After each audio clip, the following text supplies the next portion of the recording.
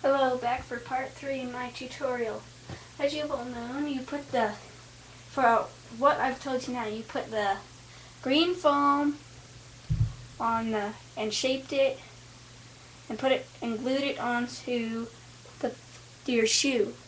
Now you need to take, the foam, just the normal upholstery foam we use to make the hands in my other tutorials.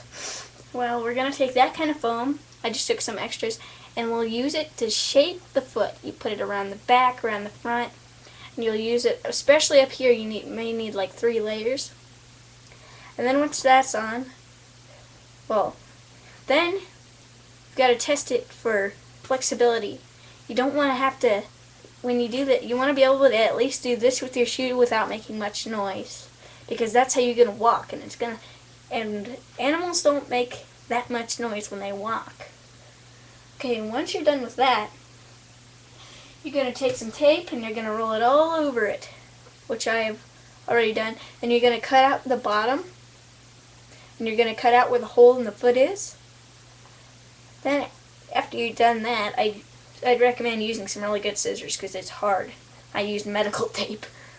Then, because I couldn't find any duct tape. Then, you want to cut from here all the way, you go here, and then you go up here, and come over here, and then you cut a slit in the back, so you can unpeel the tape. And it's going to look like, oh gosh, this thing's all messed up, because I used it. It's going to look like, sort of like this, but this part right here broke off, so it's going to look sort of like that.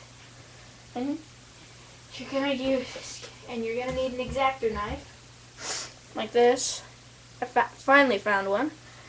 So you're going to use it, and you're going to stick this onto your fur, and you're going to cut it out. Once you cut it out, you'll have a nice piece that looks about like this. I always number them 1 through however many pieces there are. After that's done, after that's done, you start cutting out the feet. The feet, you just start from, there should be no problem cutting here. All you gotta do is cut from here to here, and then it's practically cut out for you. Then you're just gonna have little things like this. Can you see that?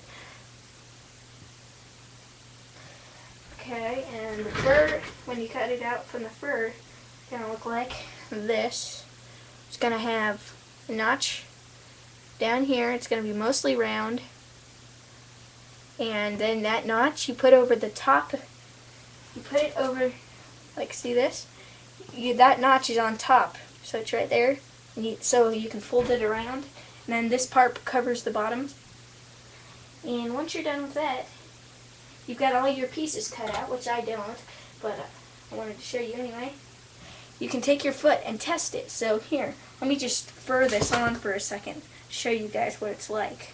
Might take a tiny bit of time, but it won't take that long. I'll only show you one part, because getting the other part on is really hard.